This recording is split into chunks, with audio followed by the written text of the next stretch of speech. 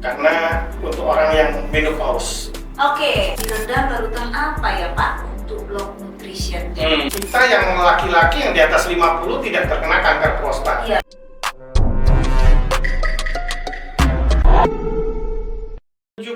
Sehingga kalau dianalisa nggak usah di treatment aja, dianalisa udah pasti lebih kecil dia. Nah, itu terjadi kesalahan pengambilan kesimpulan.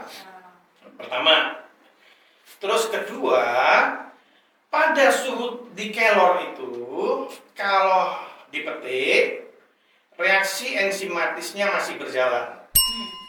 Ada yang bilang reaksi fermentasi. Tapi kalau dari sisi ilmu teknologi pangan, itu sebenarnya bukan fermentasi. Kalau fermentasi itu terjadi proses merubah dari senyawa A menjadi senyawa B. Misalkan kalau gula difermentasi ya menjadi wine, dari C6H12O6 menjadi alkohol C2H5OH, itu fermentasi. Kalau saya lebih cenderung mengatakan bahwa terjadi reaksi enzimatis. Kalau dibiarkan kelor ini, reaksi enzimatisnya berjalan, pelan-pelan dia daunnya akan menguning. Berarti apa? Terjadi penurunan degradasi nutrisi. Enzim ini paling aktif pada suhu 37 sampai 38 derajat Celcius. 37 sampai 38. Itu aktivasi enzim paling tinggi. Nah, sehingga kalau dikeringkan dengan suhu 37 derajat dengan 55 yang tadi dibandingkan, karena ini enzimnya aktivitasnya paling tinggi, terjadi degradasi nutrisi paling tinggi dibandingkan 55. Ketika 55, enzim mulai terjadi terdenaturasi. Kalau denaturasi sudah kehilangan sifat fisiologis, jadi enzimnya melemah, aktivitas enzimnya, sehingga seakan-akan di 55 derajat hasilnya lebih bagus dibanding 37. Ketika kelor baru dipetik, ada yang bilang kurang dari 4 jam, tapi kalau saya melakukan kurang dari 2 jam sudah harus dilakukan log nutrition. Ya, log nutrition itu kita melakukan inaktivasi enzim yang ada di daun kelor. Ketika dilakukan log nutrition, kemudian dikeringkan pada suhu 37 derajat, ya hasilnya antioksidannya jauh lebih tinggi dibanding yang 55 derajat. Jadi kalau ketika kita baca jurnal, kita juga harus analisa, tidak boleh langsung percaya begitu saja. Nah, syukur saya merasa nggak logis ini, suhunya lebih rendah kok hasilnya lebih kecil, nggak logis. Ternyata tak lihat ada kesalahan pengambilan sampel, tidak apple to apple. Harusnya kalau mau ini oke lah, kadar airnya disamakan dulu, sama-sama 3%. Nah, baru kita uji. Tapi dia masih ada yang lupa, masih ada yang terlupa bahwa ada reaksi enzimatif yang harus diinaktif lebih dahulu. Ini yang namanya log nutrition. Baik. Sebelum kita lebih lanjut lagi, dari tadi kan kita bicara bahwa serbuk atau kelor yang sudah diolah itu jauh lebih besar manfaatnya. Nah, seperti yang di awal tadi sudah dijelaskan bahwa yang segar itu cuma dapat 4 kali beta karoten dibanding dengan yang di serbuk itu sudah menjadi 10 kali beta karoten. Nah, apa sih penyebabnya? Nah, gini, ini ada beberapa pandangan. Ya, ada beberapa ahli mengatakan konsumsi kelor yang terbaik itu yang kelor segar. Tidak salah dan tidak benar. Ya, tergantung sudut pandangnya. Ya, karena kalau kelor segar kan nutrisi-nutrisinya belum rusak. Terutama vitamin C nggak rusak. Beta karoten juga nggak rusak. Beta karoten salah satu yang nggak tahan panas juga, vitamin E juga. Nah, kalau kelor segar, hasil risetnya beta karoten 4 kali wortel. Nah, kenapa ketika menjadi serbuk kelor jadi 10 kali lipat? Karena kalau kelor segar itu kan kadar airnya masih tinggi. Kadar airnya tergantung tua mudanya kelor 65 sampai 80%. Kalau pucuk bisa 92% kadar airnya. Nah, ketika dikeringkan, airnya kan sudah menyusut. Otomatis secara prosentase dia tinggi. Ya, kelor yang kualitas rendah pun juga ada pasarnya. Ada pasarnya. Cina juga mencari untuk impor kelor kualitas rendah. Nah, kemungkinan Cina pun salah persepsi ini karena objektifnya Cina impor kelor kualitas rendah, dia mau mengekstrak kelornya ini menjadi ekstrak kelor.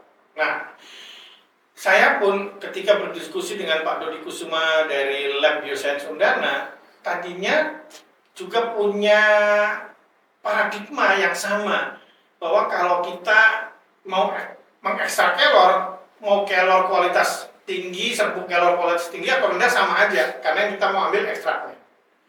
Tapi hasil penelitian bersama saya dengan Lab Biosains Undana, ketika dianalisa hasil ekstrak kelor yang dari serbuk kelor kualitas tinggi, kita kaget. Kenapa? Karena nilai IC50-nya, itu IC50 itu untuk menguji antioksidan. Ternyata antioksidannya tinggi sekali, ekstrak kelor yang dihasilkan dari kelor dengan yang diolah dengan benar, dengan suhu rendah, dengan benar, dengan high quality ekstrak ini. Ekstraknya ikut bagus, ikut tinggi antioksidannya. Nah, ternyata salah satu kenapa antioksidannya tinggi, karena kita berusaha pertahankan vitamin C. Ternyata vitamin C itu adalah antioksidan yang sangat kuat. Nah, nilai IC50 yang disebut dengan IC50 itu suatu metode, istilahnya gini, IC50 itu berapa antioksidan, berapa ppm antioksidan yang dibutuhkan untuk menetralisir 50% radikal bebas. Ya. Nah, semakin rendah nilai IC50, berarti semakin bagus antioksidannya. Nah, ekstrak kelor dengan serbuk yang bagus itu antioksidannya bisa di bawah 100.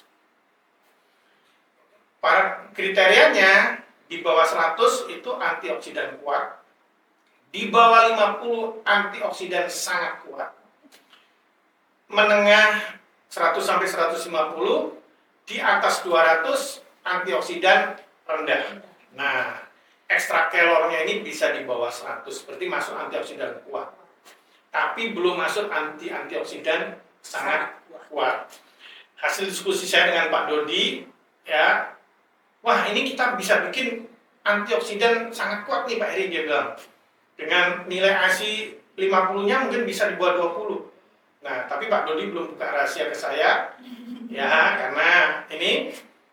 Tapi minimal paradigma kita yang tadinya kita pikir kalau bikin ekstrak itu nggak peduli serbuknya, ternyata kita temukan bahwa itu salah. Bahwa serbuk kelor dengan kualitas bagus ini juga akan menghasilkan ekstrak dengan kualitas yang bagus. Nah, kemungkinan Cina pola pikirnya sama dengan pola pikir saya dan Pak Dodi di awal, bahwa antioksidan kelor kualitas rendah pun juga nggak apa-apa karena mau diambil ekstraknya. Itu padahal ya hasilnya juga ekstraknya nanti juga rendah. Mungkin selanjutnya kita cek dulu ya, kan dari podcast sebelumnya ada beberapa pertanyaan. Di rendang larutan apa ya Pak untuk log nutrition? Ya, gini, tadi saya katakan bahwa ketika kelor baru dipetik, itu reaksi enzimatisnya masih berjalan. Untuk melakukan log nutrition kita harus menginaktivasi enzim. Nah, di dalam ilmu teknologi pangan, ya, pelajaran ilmu teknologi pangan yang saya dapatkan, bahwa enzim ini merupakan bagian dari bahan dasarnya adalah protein. Dan untuk merusak protein itu ada bilang tahapannya dari mendenaturasi dan berikutnya adalah koagulasi. Kalau udah koagulasi, udah rusak, udah nggak bisa kembali lagi ke ini, ke asal. Kalau denaturasi masih bisa balik, tapi sudah inaktif. Nah, kita harus kembali kepada ilmu biokimia dasar. Ilmu biokimia dasar untuk mengaktifasi protein ada beberapa cara. Pertama, suhu. Dengan suhu tinggi, protein akan rusak. Ketika rusak, berarti inaktif. Tapi kalau pakai suhu tinggi, vitamin C dari kelor rusak. Vitamin C-nya rusak. Ini dah berarti tidak boleh dipakai. Kemudian bisa dengan alkohol, ya, bisa juga dengan asam kuat, bisa juga dengan basa kuat. Nah, kalau asam, ion H+-nya akan mengusir gugus Mg, jadi warna daunnya akan jadi hitam, klorofilnya rusak. Nah, bagaimana dengan alkohol dan basa kuat? Nah, larutan apakah? Terus terang, ini merupakan seni rahasia perusahaan. Ya, saya nggak bisa buka yang saya lakukan, ya, tapi saya kasih kisi-kisinya aja ini untuk melakukan penelitian. Setiap perusahaan mungkin berbeda cara log nutritionnya, tapi objektifnya sama. Bagaimana kita menginaktivasi enzim. Nah, kalau misalkan tinggal nanti di riset konsentrasinya berapa, direndam, dan berapa lama untuk aktivasi enzim. Nah, pakai basah mungkin juga bagus, karena basah nanti sekaligus untuk menetralisir ion H+-nya, sehingga warnanya bisa lebih hijau terang. Nah, kalau basah pakai apa? Mungkin bisa pakai sodium bikarbonat, NaHCO3. Ya, tapi saya nggak pakai itu semua. Saya pakai yang lain. Ya, rahasia perusahaan. Jadi mohon maaf, saya nggak bisa bongkar. Tapi saya kasih ilmu biokimia dasarnya. Ini seninya di sini, dan itu riset. Karena risetnya ini biayanya mahal kan, nggak bisa saya buka ini. Betul, tapi dengan saya kasih kisi-kisi, ya saya berharap ada adik-adik mahasiswa baik itu skripsi ataupun S2 tesis untuk riset, sehingga harapan saya kasana lebih banyak lagi untuk Indonesia bagaimana mengolah kelor dengan baik untuk menghasilkan produk kelor. Harapannya bisa mengalahkan produknya Tenerife. Karena saat ini dibilang kelor terbaik di dunia, pengolahan kelor terbaik di dunia. Kalau bahan dasar kelor terbaik di dunia itu dari NTT. Dari Pulau Timor. Dari NTT, bahan dasarnya. Tapi kalau bahan dasarnya bagus, pengolahannya salah juga hasilnya sampah. Ya. Tapi minimal bahan dasarnya bagus. Hasil pengolahan terbaik adalah dari Tenerife, dari Kepulauan Kanaри. Nah, kita Indonesia, Pak Menkes sudah memotivasi bagaimana supaya kita menghasilkan kelor ini seperti Korea menghasilkan ginseng, produk unggulan. Nah, sehingga butuh riset dari university di Indonesia, ahli-ahli teknologi pangan, supaya bisa mengolah kelor, objektifnya mengalahkan Tenerife. Saya sendiri pun punya obsesi ya bersama Pak Dodi untuk kita bisa mengalahkan produknya Tenerife. Produk Spanyol, Tenerife itu di Kepulauan Kanaри Spanyol. Makanya saya coba dengan suhu rendah, dengan treatment, ada beberapa treatment log nutritionnya ini, yaitu rahasia perusahaan masing-masing. Itu hak kekayaan intelektual. Ya, masing-masing itu rahasia perusahaan masing-masing. Ya. Berapa lama proses yang dibutuhkan akhirnya mengambil cara bahwa oke, saya akan memakai metode ini untuk mengolah kalori ini untuk menghasilkan kalori yang Gini. kualitas baik? Saat ini saya masih butuh waktu untuk menghasilkan sampai kadar air 2,5% itu saya butuh waktu 4 hari di dalam lemari pengering. Nah, saya sendiri pun sudah berpikir keras, saya baru beli tanah untuk buka kebun baru, ya. Kemudian nanti buat tempat pengolahan. Saya pun tertantang, bisa nggak dari 4 hari jadi 3 hari? Sehingga waktunya bisa lebih cepat, suhunya bisa lebih rendah. Nah, itu tantangan. Kemungkinan hasilnya jadi lebih bagus lagi. Di bawah 2,5% tadi kadar airnya. Kemungkinan ya bisa. Kemungkinan bisa. Kemungkinan bisa. Saya pun sudah ketemu metode lagi bagaimana supaya lebih kecil dari 2,5%. Baik, jadi sekarang bukan angan-angan sih ya, cita-cita ya, yang sekarang 2,5% itu mau diturunkan sampai berapa persen? Sekecil mungkin, kalau bisa ya 1% ya, kalau bisa 1%. Nah, karena gini, walaupun 1%, tapi kondisinya tetap harus hijau. Klorofil tidak boleh rusak, kondisi hijau. Karena sekarang banyak orang yang tahu bahwa kelor itu harus hijau. Mereka ngubur warna hijau. Tapi kadar airnya masih tinggi. Warna hijau, tapi ternyata kadar airnya masih tinggi, masih di atas 10%. Jadi jangan terjebak di warna hijau aja. Nah, karena gini, kalau kadar airnya masih tinggi, ya, karena banyak orang yang sekarang permintaan kelor kan sangat tinggi. Karena sangat tinggi, sehingga supply terbatas. Mereka maunya cepat, 1 hari selesai. Sehingga ada yang di setting awal, lemari pengeringnya itu 4 jam pertama 70 derajat. Kemudian berikutnya 53-55 derajat. Akibatnya apa? Akibatnya ya vitamin C-nya rusak. Di dalam ilmu teknologi pangan, kalau di awal suhu tinggi terjadi yang namanya case hardening.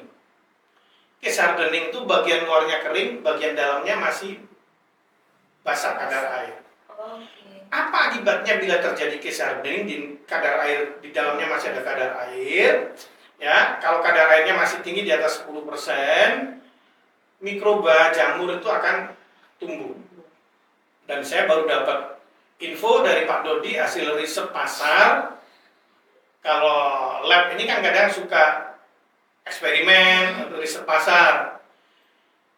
Ternyata ditemukan aflatoksin di dalam salah satu produk kapsul kelor yang beredar. Aflatoksin itu racun karsinogen, biasanya ada di kacang tanah. Kalau di kacang tanah yang disimpan lama terus ada bintik-bintik hitam, itu jangan dimakan. Berarti sudah ada aflatoksinnya. Nah, kenapa bisa ditemukan aflatoksin? Berarti apa? Terjadi jamur di ini. Kenapa terjadi jamur? Berarti kadar airnya masih tinggi. Nah, kenapa? Karena orang ngubur 1 hari selesai 24 jam jualan. Nah, kalau saya kan 4 kali lipat 4 hari dengan yang namanya slow drying supaya tidak terjadi case hardening. Itu pelan-pelan. Sehingga kadar airnya pelan-pelan bisa lebih rendah. Nah, ini saya sendiri pun juga kaget. Biasanya aflatoksin ditemukan di kacang tanah pada waktu saya kuliah. Ternyata ini ditemukan. Nah, makanya penting kadar air rendah. Kalau 1%, berarti nutrisinya 99% lebih manjur dan daya simpannya jadi lebih panjang. Jadi sebenarnya kalau kita ngomong dari tadi ini terkait dengan podcast kita yang pertama ya Pak, mengenai proses pembuatan serbuk kelor ini. Jadi kalau pembuatannya, prosesnya itu tidak diperhatikan, ya hanya sekedar kelor aja. Jadi kita seperti makan ampas aja sebenarnya. Betul, makan ampas. Jadi memang yang harus diperhatikan adalah prosesnya, bagaimana membuatnya, sehingga serbuk kelor yang kita konsumsi itu memang menghasilkan benefit yang bagus juga untuk kita. Betul. Seperti itu. Nah, tertarik juga dari tadi kan Mbak ini ngomongnya ada kandungan ini, ada apa ya istilahnya sangat familiar dengan istilah-istilah kimia, ya, kandungan-kandungan yang ada dalam makanan. Sebenarnya latar belakang pendidikan Mbak ini sebenarnya apa? Ya, saya tamatan dari teknologi pangan, jadi Teknologi saya pangan. insinyur teknologi pangan. Ya, saya pun sebenarnya kalau boleh nyombong ya, saya wisudawan terbaik Oke. ya di kampus di Udayana, dan profesor saya bilang pada waktu saya kuliah ini kan memang saya orang aneh. Dibilang karya-karya saya banyak sekali pada waktu saya mahasiswa. Profesor almarhum Pak Wayan Sujate, Pak Profesor bilang, saat ini Her, yang IP lebih tinggi dari kamu banyak, tapi saya belum ketemu orang yang sekreatif segila kamu. Ya. Boleh tahu IP-nya berapa, Pak? IP saya waktu wisuda kecil sekali, 3,39, tapi saya wisudawan terbaik dari 1879 wisudawan Udayana. Memang pada waktu itu ya cari nilai A itu sangat susah sekali. Pelajaran matematika 2 itu saya ingat, saya dapat B dari 600 orang sekian fakultas, saya dapat B, 2 orang dapat nilai C, yang hampir 500 lebih orang itu nilai D dan E. Zaman dulu dosennya ngeri killer semua. Mungkin agak berbeda dengan yang sekarang. Tapi 3,3 itu udah sangat bagus pada saat itu. Pada waktu itu sangat bagus. Pada waktu sangat bagus. Kalau sekarang mungkin itu sepertinya standar ya kalau itu. Oh, sekarang standar karena kemarin saya ngobrol sama teman-teman dosen di Udayana. Ya, sekarang itu kalau nilai minimal 3,3 itu dari Pak Nadiem, kalau bisa nilainya ya minimal 3,3. Oke, sudah ada seperti itu. Ada dosen yang mengatakan seperti itu, sehingga nggak bisa lagi seperti dulu Her, orang banyak nggak lulus, kita yang digantung dosennya. Ini yang nggak benar mahasiswanya atau dosennya. Baik. Tapi ya itu mungkin agak terlalu sombong juga ya, tapi ya sebagai ya referensi aja.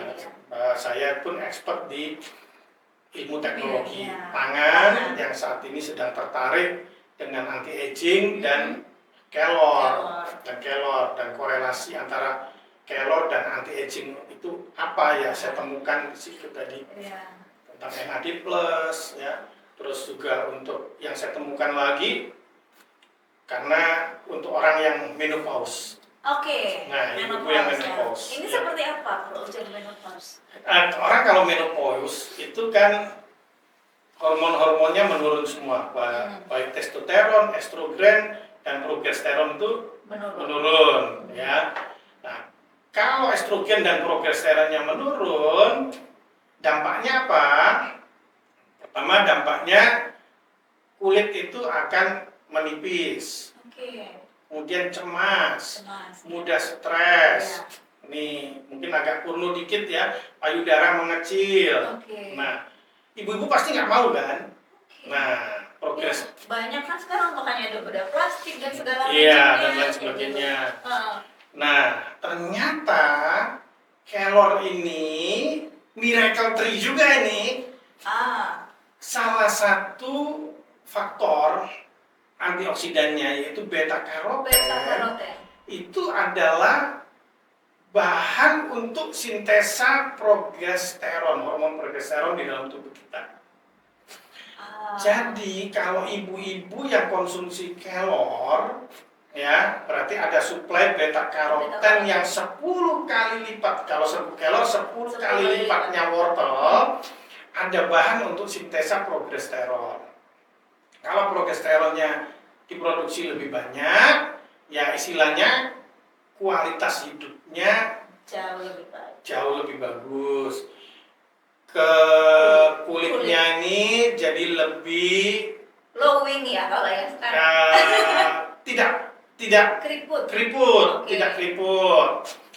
Terus, nah dampaknya apa kalau hormon estrogen dan progesteron menurun?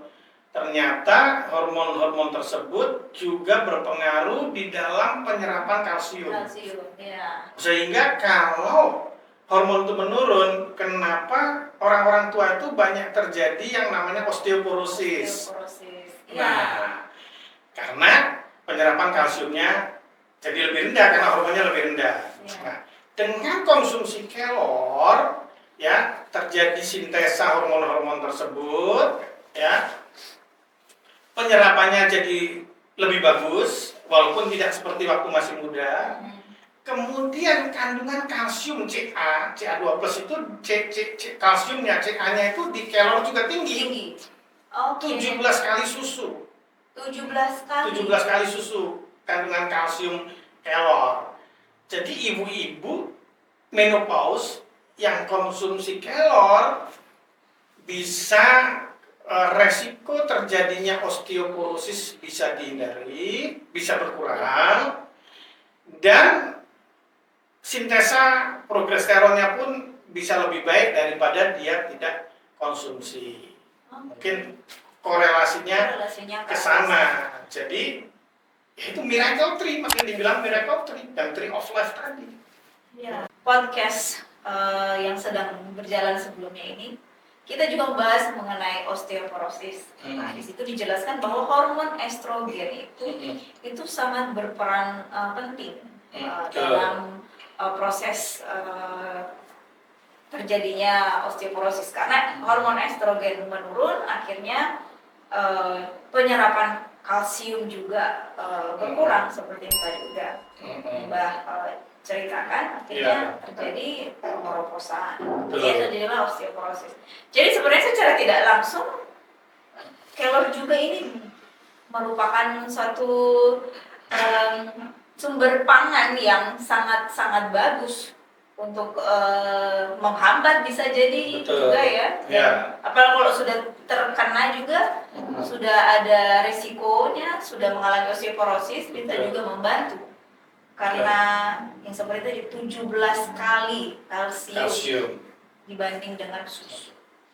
Baik, miracle tree sangat banyak. Beyond miracle sih sebenarnya. Ada yang ada kata. Nah, sebenarnya tidak hanya untuk ibu menopause, untuk bapak-bapak pun juga penting juga. Karena gini, resiko bapak-bapak dengan usia lanjut, ya ini teman saya ada satu udah meninggal, kena kanker prostat. Nah, di kelor ini pun kan ada anti kankernya, baik EGCG, isotiosianat. Ketika kita terus kemudian saya masih belum dapat korelasi dengan testosteron. Kalau laki-laki kan testosteronnya menurun. Karena penurunan testosteron ini juga akan mengakibatkan kanker prostat nanti, kanker prostat. Nah, tapi ada yang mengatakan juga bahwa dengan kita konsumsi kelor, hormon-hormon testosteron, estrogen dan progesteron itu relatif bisa lebih bagus lah dipertahankan. Nah, tapi yang saya lebih menyoroti ya anti kankernya tadi, supaya kita yang laki-laki yang di atas 50 tidak terkena kanker prostat.